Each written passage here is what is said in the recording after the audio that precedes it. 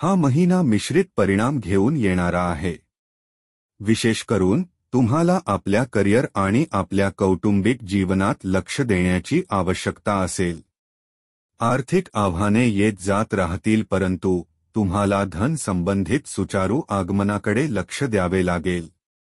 दूरच्या यात्रेचे योग बनतील। ह्या यात्रा तुमच्यासाठी लाभदायक असतील आणि त्यापासून तुम्हाला लाभ होईल। व्यापारात उन्नती होईल।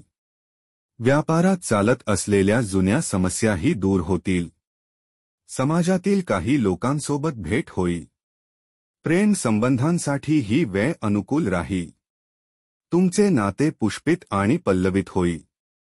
वैवाहिक जीवन घालवत असलेल्या लोकांनाही आपल्या विवाहित जीवनात सुखाची प्राप्ती होईल। आरोग्याच्या उत्तरार्धात काही कमी राहू शकते। महिन्याच्या पूर्वार्धात काही ठीकठाक राहण्याची शक्यता आहे। जर तुम्हाला विदेश जाण्याची इच्छा आहे तर या महिन्याच्या उत्तरार्धात अनुकूल राहील। विद्यार्थ्यांना शिक्षणात सुखद परिणामांची प्राप्ती होईल। यामुळे त्यांना अधिक मेहनत करावी लागणार नाही, परंतु योग्य पद्धतीने अभ्यास केल्याने लाभदायक राहील।